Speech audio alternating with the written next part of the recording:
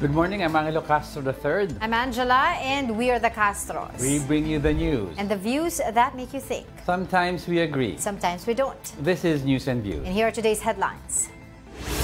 Malacanang's touted bold reset saw little change, with most Marcos cabinet members staying on. Tensions flare between the House and Senate as lawmakers slam Senate President Chis Escudero for stalling Vice President Sara Duterte's impeachment trial. The U.S. calls on its allies to ramp up defense spending against China as tensions in the South China Sea continue to escalate. Transportation Secretary Vince Dizon says the public transport modernization program is no longer viable in its current form.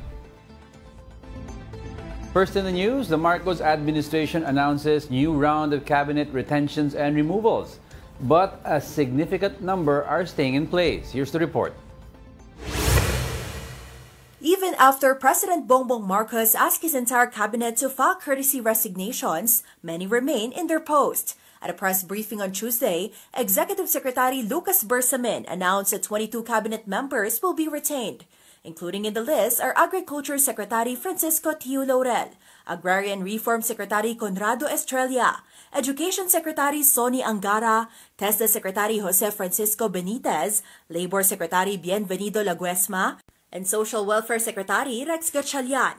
Also retained Health Secretary Ted Herbosa, DMW Secretary Hans Kakdak, DOST Secretary Renato Solidum, Tourist Secretary Cristina Frasco, DICT Secretary Henry Ruel Aguda, Transportation Secretary Vince Dizon, and DPWH Secretary Manuel Bonoan. At their confirmation hearings, Dizon and Aguda confirmed that their courtesy resignations were declined. Kahit na I'm a little embarrassed to do it, but I did get a call from the Executive Secretary that the President did not accept. I received a call from the Executive Secretary telling me that my resignation was declined by the President, Mr. Chair.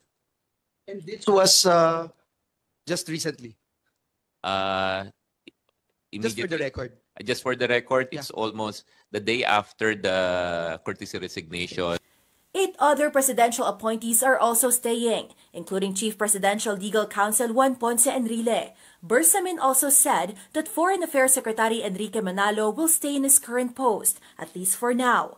Previously, Malacanang announced Manalo would be moved to the Philippine mission to the United Nations by August 1. All of them who have been retained, including myself, are expected to give fresh attention to the mandates and to give more performance, show more performance in our respective areas. Several officials have also been removed from the cabinet.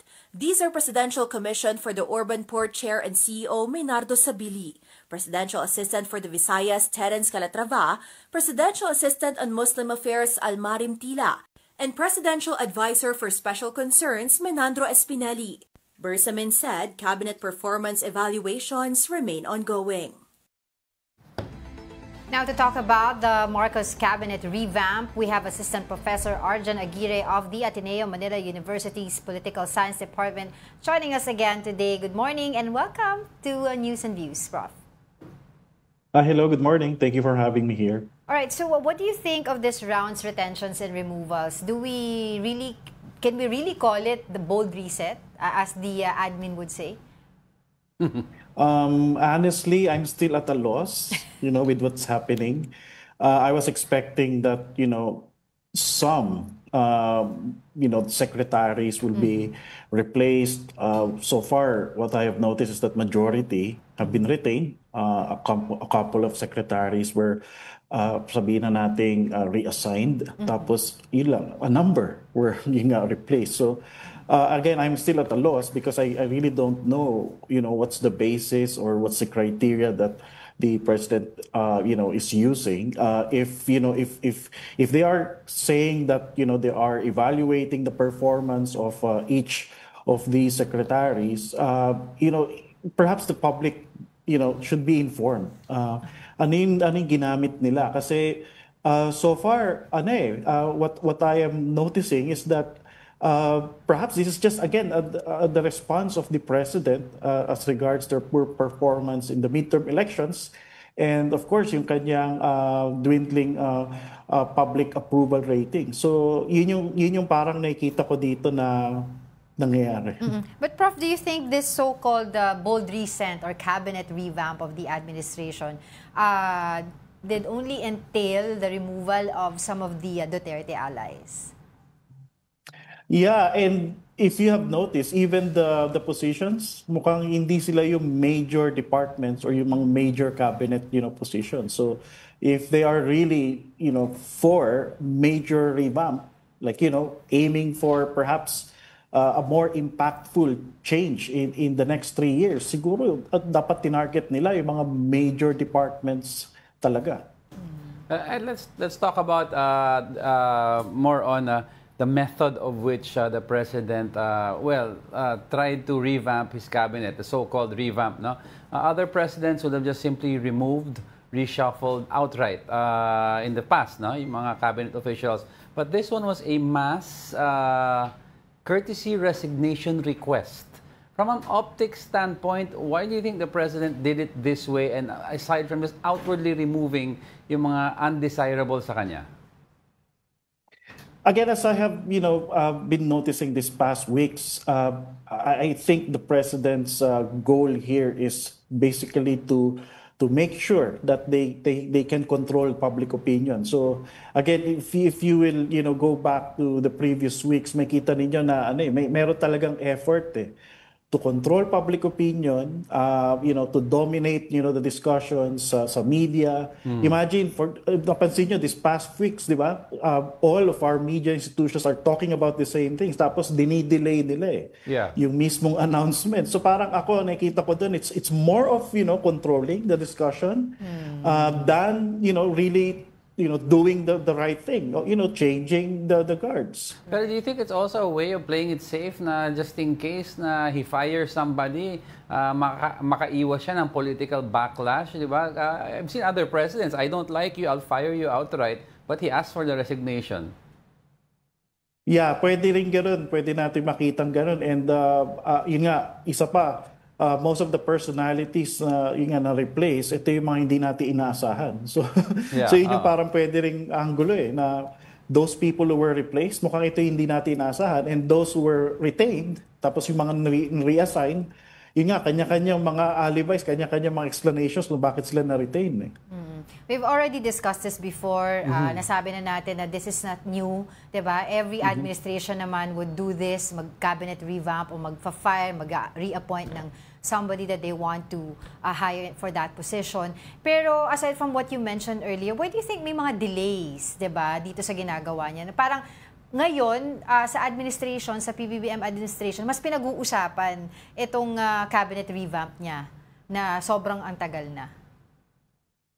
Yun nga, again as I have mentioned earlier, mukhang may effort to control the public opinion. If I were the president, I'll do this outright talaga. Imagine, you have been there for 3 years, di ba? Imposible naman na hindi mo na monitor yung mga performance ng mga departments mo. So again, the goal here perhaps is to control. May loyalty check tayo nakita before, pero yun nga after nung yung most recent na-release nila mga names na yun nga, nagulat ako sa mga na-retain. Though meron pa tayo mga inaantay na mga personalities na siguro baka ma-replace, pero ako so far, yung mga major departments, yun yung mga nakikita kong crucial. So far, hindi, na-retain sila . Based sa assessment mo as a citizen of this country, no, ano yung mga areas of concern in terms of sector na you think we need stronger cabinet leaders? Kasi some would say, of course, agriculture, and then some would say agrarian reform. How about you? What are your thoughts on this, Professor? Ako, yes, I agree. Agriculture is one because we know that since he, became the president, di ba, nagtaasan yung mga bilihin, tapos yun nga, sa agrarian reform, yun nga, itong dalawang dalawang departments, very crucial ito dahil so far, it's very ironic na yung bansa natin, alam mo yun, nag-i-import pa ng mga bigas, tapos kulang na kulang yung supply natin. Nakakalungkot pa, yun nga, sa Department of Environment and Natural Resources, nakikita natin na every year, same problem. Yung nga, sa tubig, water crisis. So, Ako yun yung parang hina-highlight ko. Unahin natin yung interest ng publiko. Tapos papasok dito yung second layer. Yun nga, yung sa security naman natin. So crucial din dyan yung Department of National Defense. That's Yes. why ito, very vocal naman ako na buti na retain si Secretary Gibo Teodoro. Tapos, yun nga ako, tinitingnan ko kung mariretain, yun nga, yung National Security Advisor, Yeah, kasi nga, crucial din yung kanyang position. Pero I assume na yung mismong yun nga, person behind, yun nga, yung sa position na ito, mako-consider yung kanyang background as a former military officer. Yes, Kasi titingnan ko rin yung role ng military bloc sa gobyerno ni President Marcos, na kung sisipain niya lahat ng mga dating military officers na sabihin na nating ano sila, na carry over or hold over appointees sila, meron din silang parang role sa political bloc ng ng mga military officers Yes. natin sa gobyerno. So you're looking at, the way it sounds, I don't know, you can correct me if I'm wrong, parang you're happy naman with the how the security block is functioning. But ang question ko, how about yung economic team? You look at their performance individually, some of them are doing well, but some would say let's all point fingers na lang to NEDA, because at the end of the day, NEDA is the one that gives guidance on the projects and the infrastructures and every other project the government has with regards to stimulating the economy. So what is your assessment of the performance of the NEDA chief?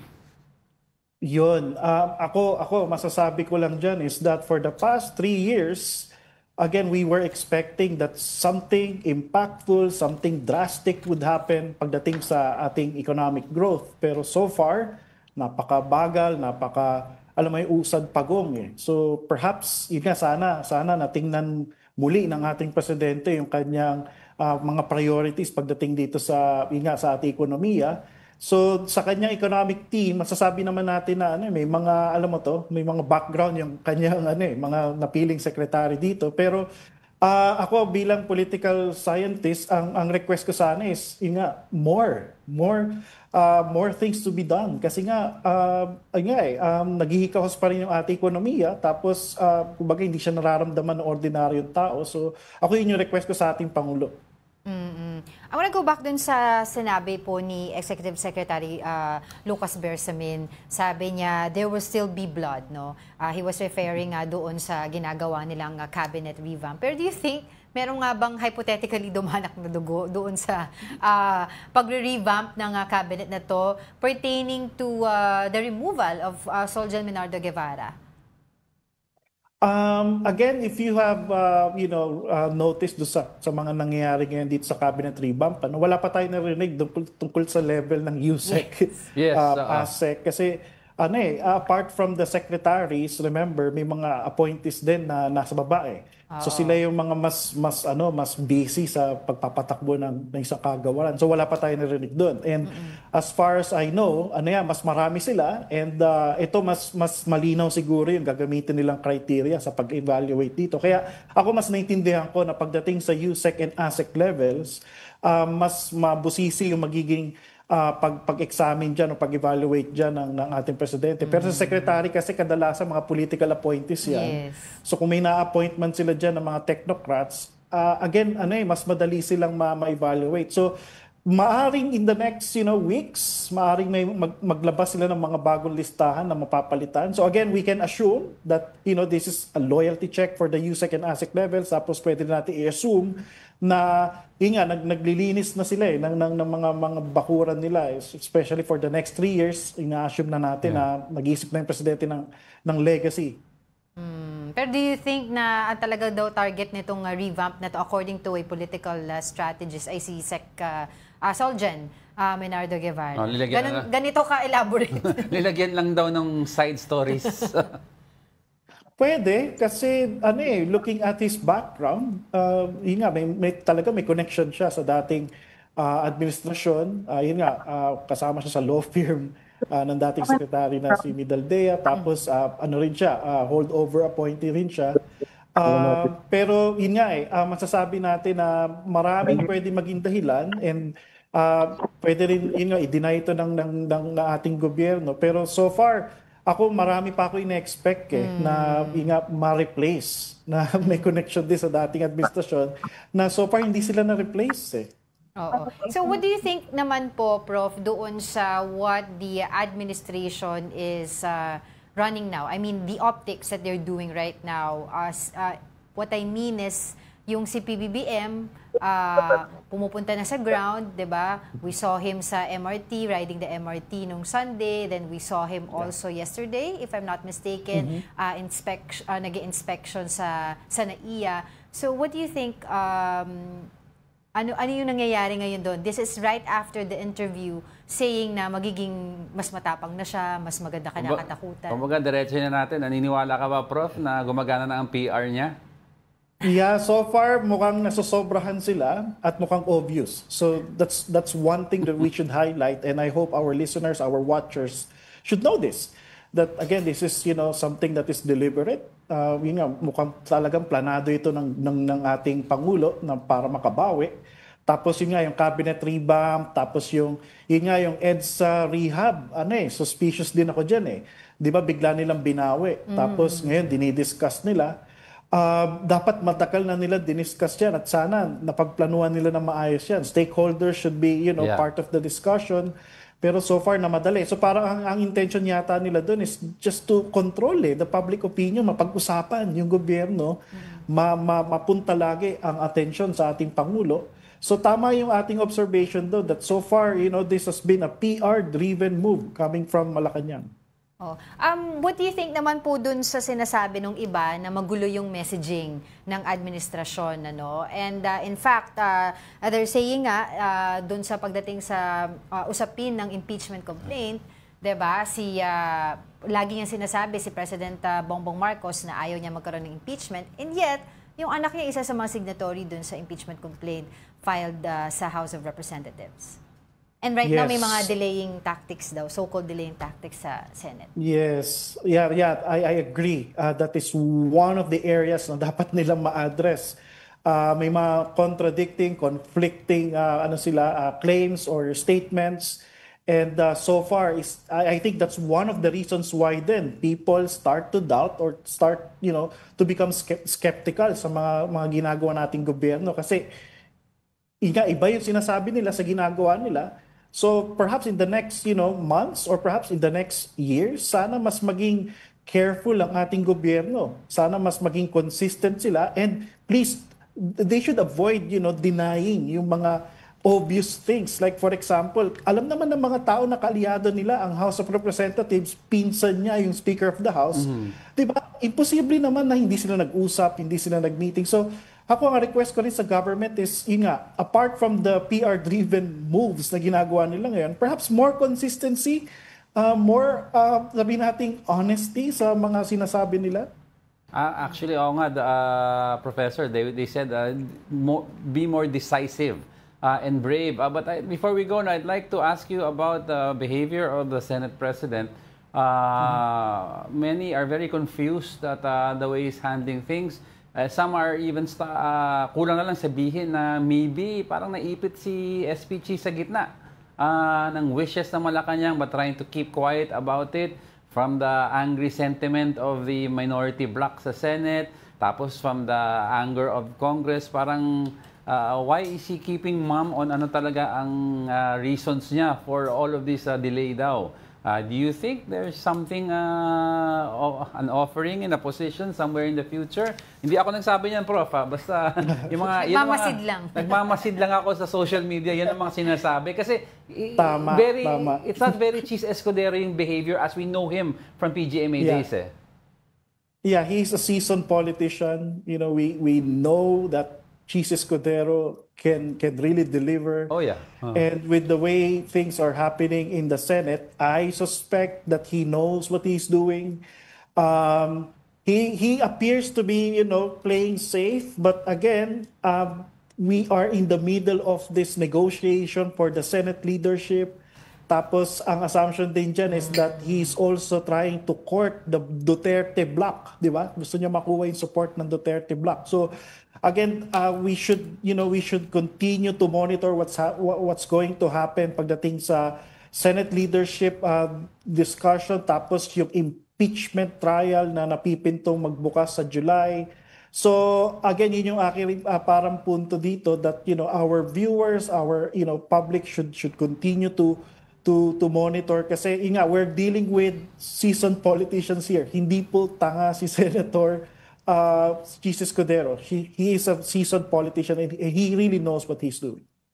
Alright, on that note, maraming salamat po sa inyong oras. That was Assistant Professor Arjan Aguirre of the Ateneo Manila University's Political Science Department. Good morning again. Good morning. Meanwhile, some House lawmakers criticized Senate President Jesus Escudero over the delay in the start of Vice President Sara Duterte's impeachment trial. Here's a report. The call is clear from the House. Start the impeachment trial. Lawmakers from the Makabayan Bloc and Akbayan party list are urging the Senate to stop delaying proceedings against Vice President Sara Duterte.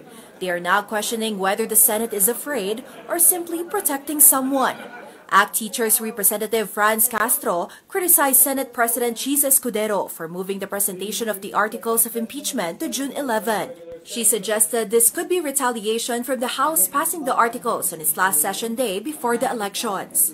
Well, something fishy. At nakikita natin na paghahanda na ito doon sa mga gusto nilang mga position ba o sa 2028, etc. Kaya unahin nyo naman for the first time ang taong bayan at wag yung mga personal na mga interest nyo. So wag nang mag-deny si SP na talagang meron siyang pinoproteksyonan, meron siyang balakin sa mga susunod na mga panahon. Kabataan Party List Representative Raul Manuel also weighed in, questioning if the alleged misuse of the 612.5 million pesos in confidential funds is being treated as a minor issue. Meanwhile, Senate President Escudero placed the blame on the House, claiming their actions caused the current standstill. Pwede bang irally ko rin sila ng 4 na buwan o hindi nila inaksyonan yung impeachment complaint kung sila mismo ay hindi nagmadali? Inupuan at pabanjing-banjing sa mahabang panahon. Sino naman sila para madaliin kami ngayon? In an interview with 1PH's Sa Totoo Lang, Senator Coco Pimentel said the impeachment proceedings should start on June 11. This will include the reading of the articles of impeachment, the swearing in of senators as members of the impeachment court, and the issuance of a summons to Vice President Sara Duterte. Pimentel also noted that the trial may extend into the next legislative term under the 20th Congress. Hindi ko makomit yung iba kong mga kasama, pero yun ang position ko. Unfortunately, yung theory na crossover, nakita nyo naman kahapon sa debate, hindi kami 100% solid doon. So, yung merong theory na hindi nagko-crossover, meron din siyang mga subscriber. Meron din naniniwala sa kanya na tama siya na hindi magko-crossover. At kami, sa paniniwala namin, very simple reason, supported by words in the Constitution, na pwede mag-crossover. So may naniniwala sa amin, may naniniwala dito sa kabila. So hindi ko masabing sigurado na which part ang sigurado. Progressive groups rallied outside the Senate Tuesday demanding swift action on Vice President Sara Duterte's impeachment trial. Organizations such as Bayan, Gabriela, and Kilusang Mayo Uno called for Duterte's conviction, accusing her of corruption and betrayal of public trust. The Senate had postponed the presentation of the articles of impeachment from June 2 to 11, citing the need to prioritize legislative matters before Congress adjourns. The impeachment articles against Duterte were filed in the House of Representatives, gathering over 200 signatures and transmitted to the Senate on February 5. Now we'll be back with more stories after the break. Keep it here on One News.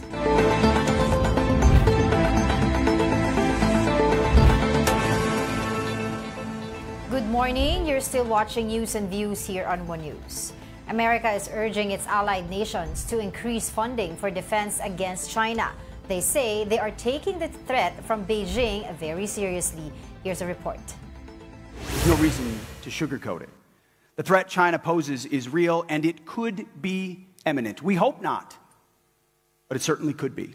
U.S. Defense Secretary Pete Hegseth did not mince words in his speech warning about a possible threat from China. He also called on America's allies in the Indo-Pacific to increase their defense budgets. He made the statements during the annual Security and Defense Summit in Singapore.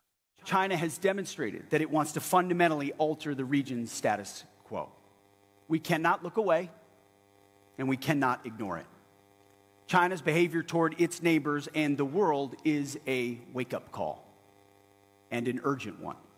Hegseth emphasized China's plans to take over Taiwan, which could affect the entire region. Together, we deployed the system to the Batanes Islands on the Luzon Strait between the Philippines and Taiwan. This enhanced our interoperability and improved our readiness on cutting-edge platforms, where we need them and when we need them. He also said America is monitoring every move made by Beijing, including its illegal activities in the South China Sea. These actions reveal a lack of respect for neighbors, and they challenge sovereignty, freedom of navigation, and overflight. We are watching very closely China's destabilizing actions. And any unilateral attempt to change the status quo in the South China Sea and the first island chain by force or coercion is unacceptable. Defense Secretary Guibo Chodoro attended the same summit and directly criticized China. For its part, China's Ministry of National Defense rejected Hegseth's claims, accusing the U.S. of undermining peace in the South China Sea. Spokesperson Zhang Xiaogang said the U.S. is the main factor hurting regional stability. For the National Maritime Council, this is not just a statement made at a forum. It is a clear message to the world that the Philippines will not stay silent. When I heard that comment or a statement from the secretary, I felt proud, no, as a Filipino. Unang-una na there is a high government official in his stature to really come up with a direct, firm, walang paligoy-ligoy, upholding, defending our sovereignty, and telling the world, not only the Filipino people, what China's doing. Again, sabi niya, there is really a deficit of trust, no? Sabi nga, what the left hand is saying is not what the right hand is doing. Mobile journalist Mary Monreyes, we are One News. In other news, Eastern Samar has been placed under a state of emergency. This move comes after supply and transportation were disrupted by restrictions on the San Juanico Bridge. It was endorsed by the Provincial Disaster Council, headed by Vice Governor Maricar Sison Gotisan. At present, a 3-ton load limit is enforced on the bridge as repair work continues. And to talk more about this matter, we have GPAPAD Eastern Samar Mayor Benji Ver. Mayor, thank you for joining us here on the News and Views. Good morning, Sir Angelo and Ma'am Angela, for inviting us to this program. Yeah, Mayor, first of all, baka you can give us an overview, no, kung ano yung impact nitong restriction sa San Juanico Bridge sa daily lives ng residents nyo. Ito po ay malaki pong epekto po sa, particularly sa ekonomiya ng Eastern Samar and the whole Samar in general. And lalo na dito sa amin sa isang maliit na bayan, ano lang kami dito, class 4 municipality, at saka kami ang pinakamalayo, ang pinakadulo ng Eastern Samar po. So practically po, lahat ng supplies namin ay galing sa majorities, galing sa Tacloban City po. Okay. So ano-ano po yung mga alternatibong ruta yung maaari pong maging available sa mga residente doon para naman po kahit papano, hindi naman po ganun kalaki yung disruption na magagawa po nito sa ma-impact po doon sa ekonomiya at pangkabuhayan po ng ating mga residente doon? So far, ma'am, ang ano talaga, no, lahat ng kalakal namin, like yung Copra, which is the main hanap buhay ng mga magsasaka natin, ang transaction po dito sa Tacloban. So, ibig sabihin yan, pag hindi makakatawid yung mga truck, magdo-double handling or triple handling ang mangyayari.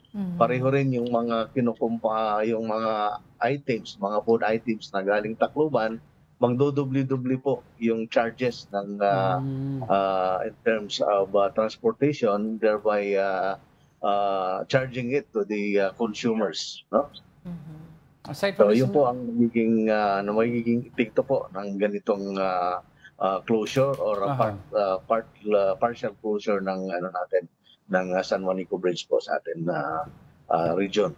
and given, kunyari, Mayor, kasi may nagsasabi daw na may mga certain companies na dati kung isang delivery lang daw ang ginagawa nila para pagdaan ng San Juanico Bridge, ngayon nakakadalawa, tatlo. So therefore, kailangan daw nila mag-charge ng almost, yung parang binanggit nyo, 3 times due to fuel costs. Do you expect, Mayor, na prices, aside from that, sa fuel, gasoline, and other goods, talagang dodoble, triple in the next few weeks? And ano po ang gagawin natin dito temporarily to mitigate it? Definitely po, mangyayari po dyan, lalo na ngayon, nagkakaubusan ng mga supplies doon sa mga groceries, doon sa mga prime commodities, even fuels. No? Nagkakaroon actually ng, initially, there was a panic buying na nangyari. No? So pag hindi ito nagkaroon ng agaran action, practically itong paghihirap ng mga taga-Samar or particularly Eastern Samar, lalong madadagdagan po ito. Tama yung sinabi ni Governor Beno Bartone, kung pwede, no, may subsidy yung mga natin, no, yung mga truckers man lang para hindi na ipatong yung mga presyo nila or yung mga additional cost ng transportation doon sa ating mga mamayan.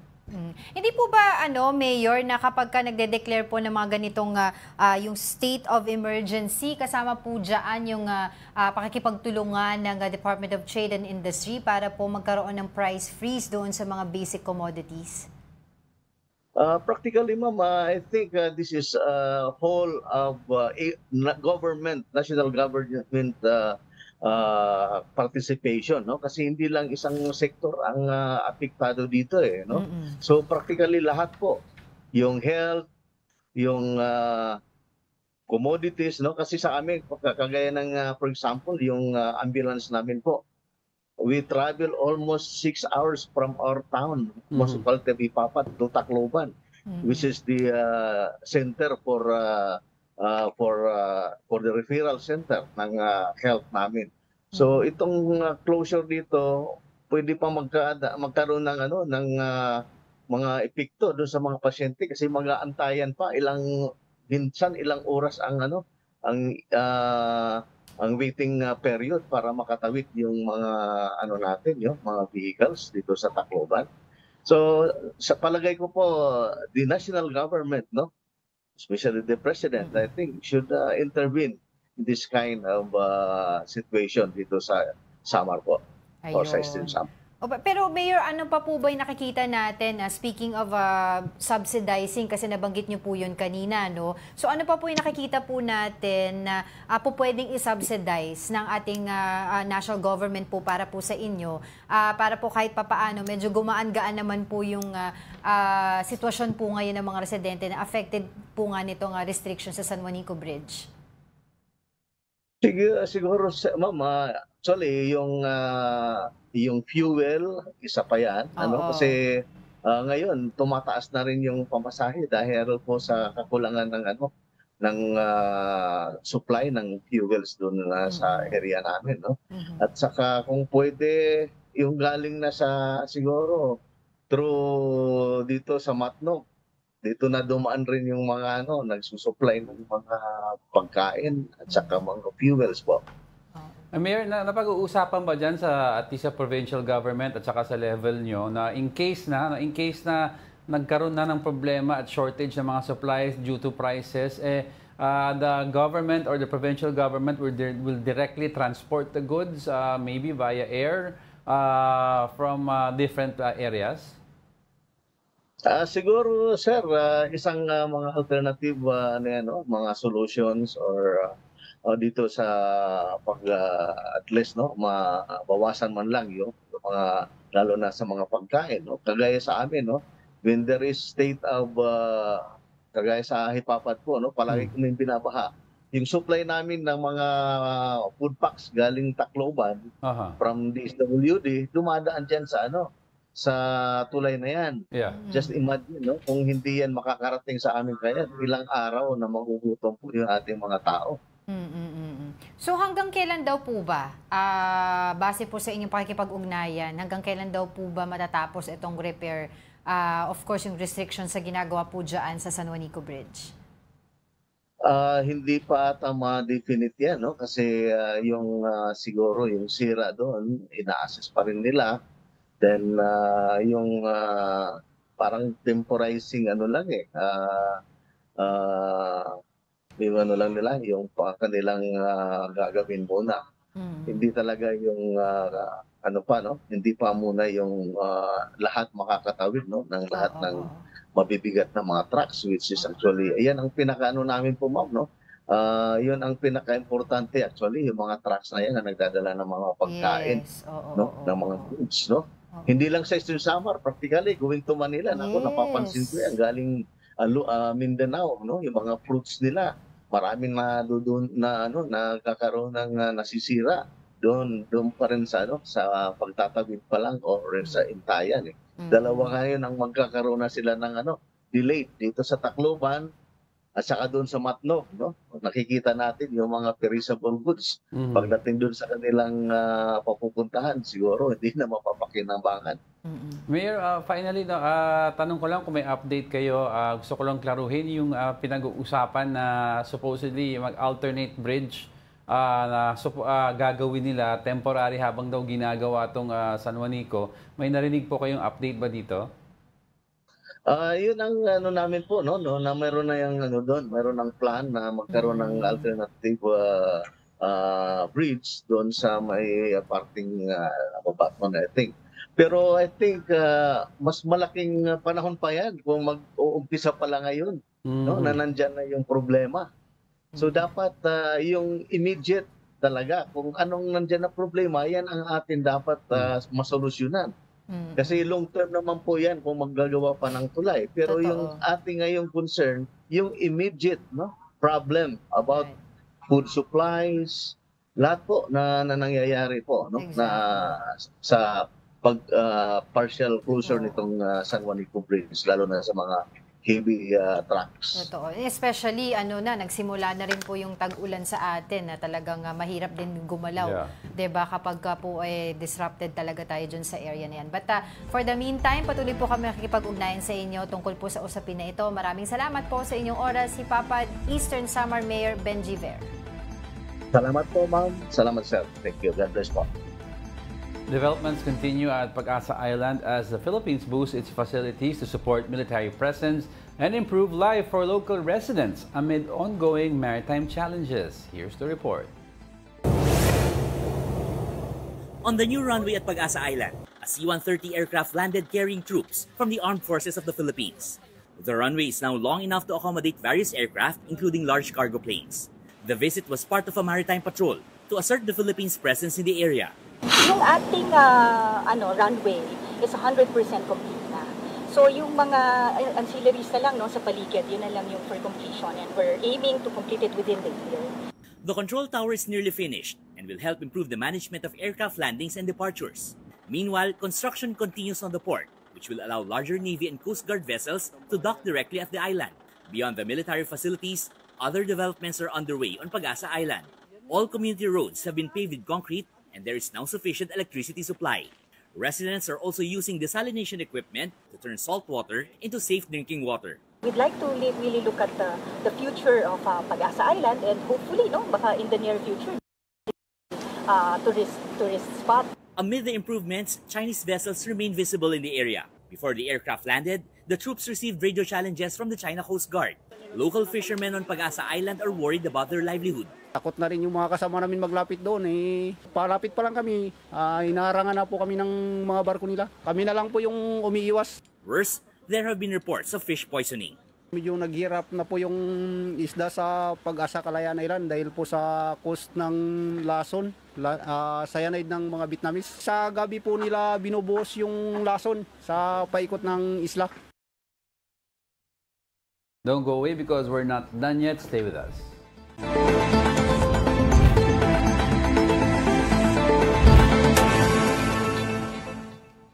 Welcome back. You're still watching News and Views here on One News. Transportation Secretary Vince Dizon acknowledged that the Public Transport Modernization Program is no longer viable in its current form. Speaking before the Commission on Appointments, he pointed out that many transport cooperatives are struggling to repay loans for modern vehicles. He also noted that only around 40% of public utility vehicles have consolidated into cooperatives as required by the program. Additionally, less than 20% of local government units have rationalized routes, issues that further hinder the program's progress under its current design. Given the present state of the modernization and kung itutuloy-tuloy lang po, tingin ko po yung fact na hindi na nakakabayad ng utang ang karamihan sa mga bumili ng bagong mga sasakyan.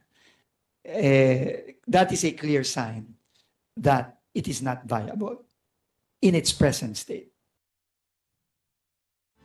And now let's get a reaction from LTFRB spokesperson Attorney Ariel Inton regarding this matter. Good morning and thank you for joining us po.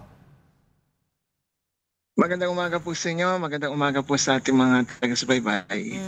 Yung hingi na lang po kami ng reaction doon po sa naging pahayag po ni Transportation Secretary Dizon na ito nga daw pong public transport modernization ay not viable in its current state.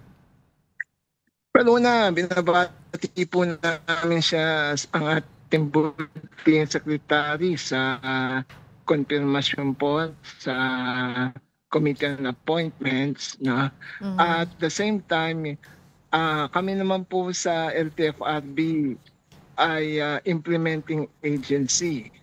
The last directive that we got from DOTR was a Department Order 2025-09, which opened up reopening application for consolidation. So ibig sabihin ay dun sa latest po na department order, it's still a go to modernization. Okay. Pero po, can you clarify po ba? Kasi a lot of people are saying na ay baka naman to unfair doon sa mga sumunod. 'Di ba? Tapos ito porket may mga hindi rin sumunod, papanigan natin sila. So can we clarify that statement na tuloy pa rin naman po yung public transport modernization? Opo, tuloy. Opo, tuloy po 'yun. Despite the statement of the Goods Secretary tungkol po sa Kongreso, he made it clear, no, at lumabas naman po sa media na tuloy pa rin yung consolidation at modernization. Wala po kami nadatanggap na ibang direktiba. There is no department order that asks us to stop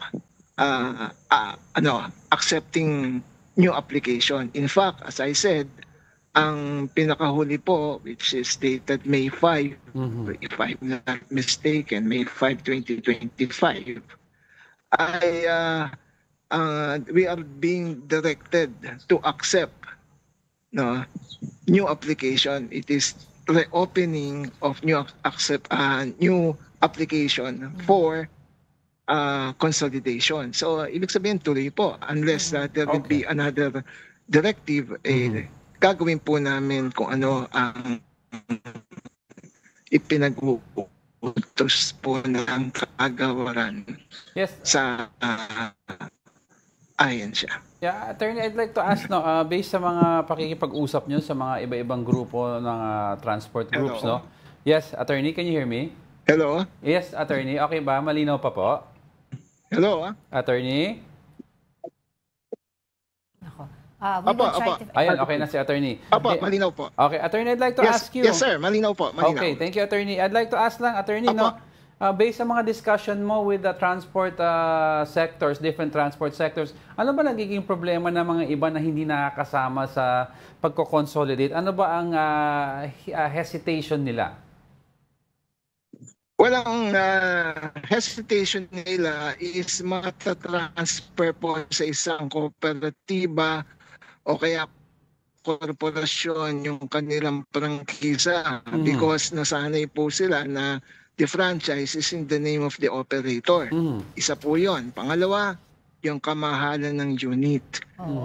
Yan po yung mga hindi pa nagko-consolidate. Ngayon, doon naman po sa consolidated na, yun nga, sinasabi nga po ni Secretary na tira yung mga iba ay hindi makabayad.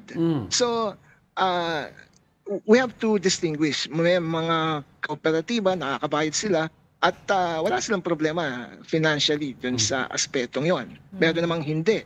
No? So perhaps titingnan po natin kailangan na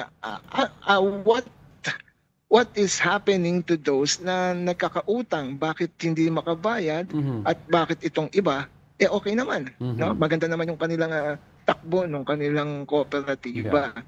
So I think we have to look into that. All right. Well, unfortunately, that's all the time we have. But thank you very much for joining us, LTFRB spokesperson and attorney Ariel Inton. And I think also they're looking at, ang tawag dito, tataasan pa ba? Pwede bang taasan yung subsidy ng gobyerno dun pagdating sa pagpapautang sa mga jeepney operators and driver ng unit? Kasi currently 2.8 yung 2.8 million yung isang unit for modernization program.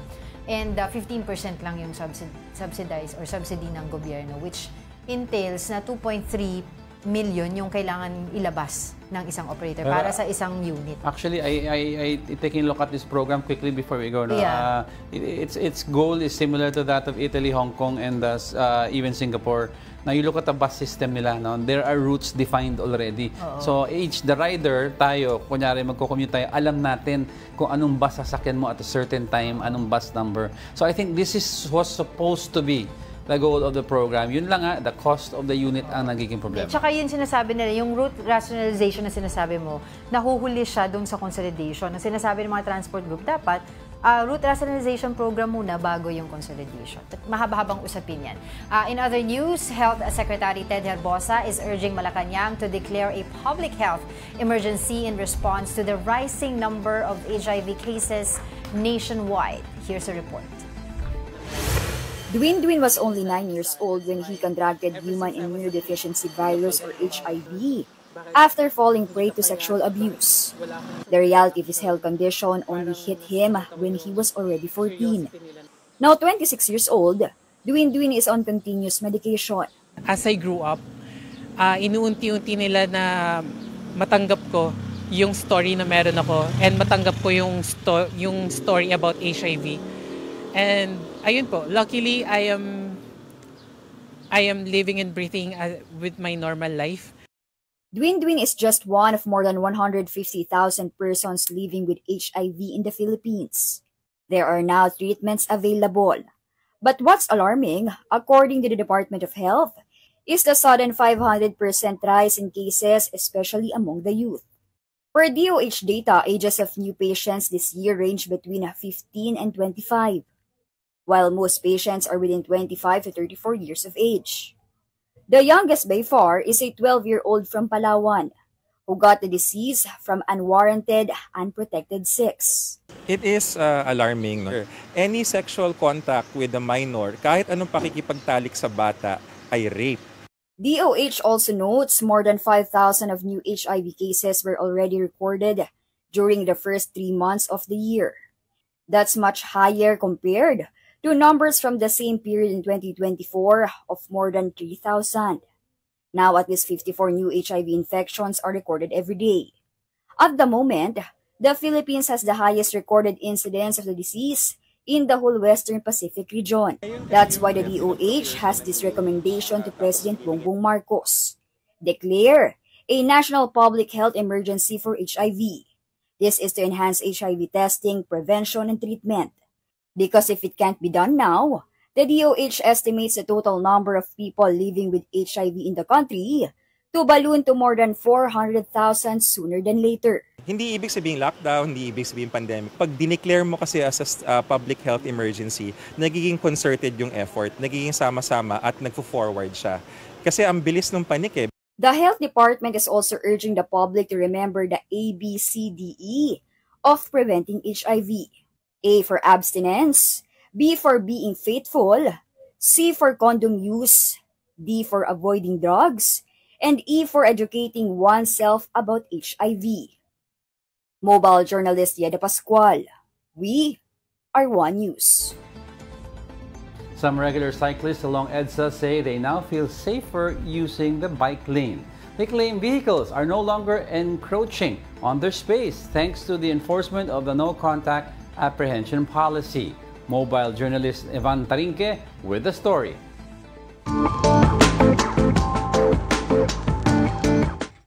Sa muling pagbabalik ng No-Contact Apprehension Policy o NCAP, napansin ang malaking pagbabago sa disiplina ng mga motorista. Kaya naman ang bike lane na dati kinakain na ibang sasakyan, mas nagagamit na ng mga siklista.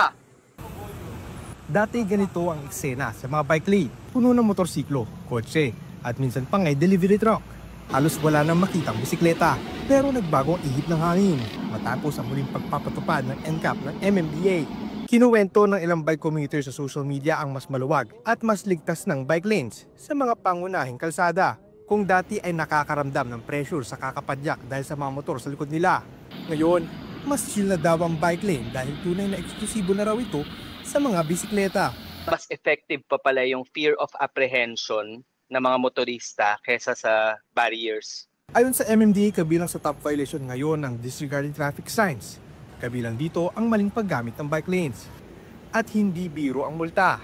1,000 pesos agad kapag nahuli. One of the top violations na natala po natin is yung mga disregarding traffic sign. And sumunod po dyan yung mga illegal parking at obstruction. Pero hindi lahat ay sang-ayon. Ilang motorcycle taxi riders ang umaangal. Saan raw payagan silang gamitin ang bike lanes, lalo na sa malalaking kalsada na tila underutilized daw. Para sa kanila, mas maraming biyahe ang matatapos kung mas mabilis silang makakagalaw, kaya naman apektado rin dito ang kanilang kita. Mas gugustuhin pa nilang panoorin na bakantian kaysa nagagamit ng mga motorista. Ano yan? Hukayin na lang natin yan para pare-parehas na hindi mapakinabangan. Ngunit ayon sa mga cycling advocates, hindi dapat basihan ng dami na gumagamit para iligal na gawing daanan ng bike lanes dahil ang layunin nito ay kaligtasan. Dapat ba tanggalin natin yung fire exit kasi hindi naman nasusunog yung bahay natin? Road safety feature ang bike lane. Kailangan yan na nandyan para mas maging ligtas at mas maging inclusive yung mga kalsada natin. Ang usaping bike lanes ay hindi lang tungkol sa espasyo sa kalsada, kundi sa pagkilala sa bawat uri ng commuter, mula sa nakasasakyan, nagbibisikleta, at maging ang mga pedestrian. Mobile Journal Ivan Tarinque po, hati ang mukha ng balita. Itbulaga host Vic Soto is now the official ambassador of Tinbo or Tindahan ni Bossing, the all-in-one digital app for overseas Filipinos powered by PLDT Global. The launch was led by PLDT Global President and CEO Albert Villarreal alongside a contract signing with Vic Soto himself. Tinbo will also roll out a new campaign called Alagang Bossing this June 15, highlighting how the app makes it easy to send love through load payments and e-vouchers. Soto says he's proud to help overseas workers even in his own small way through this service. He is set to headline Saludo, the concert for OFWs in Hong Kong, this Independence Day, joined by Itbulaga co-host and other MediaQuest artists. And we know how hard it is to be working abroad, na malayo sa pamilya, malayo sa mga anak mo. Tapos iintindihin mo pa yung pambayad ng kuryente.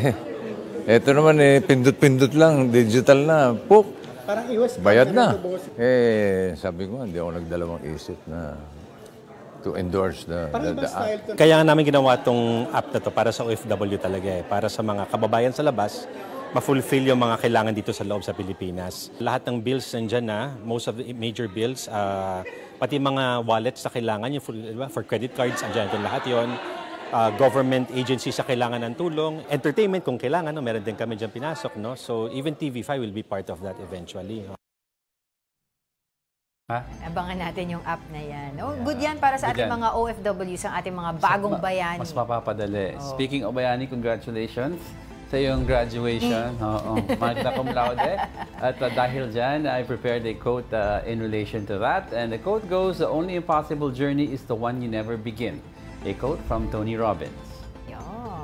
And that wraps up today's episode of News and Views. Join us again tomorrow. I'm Angela Lagunsad Castro. I'm Angelo Castro III. We are One News. All sides, all the time.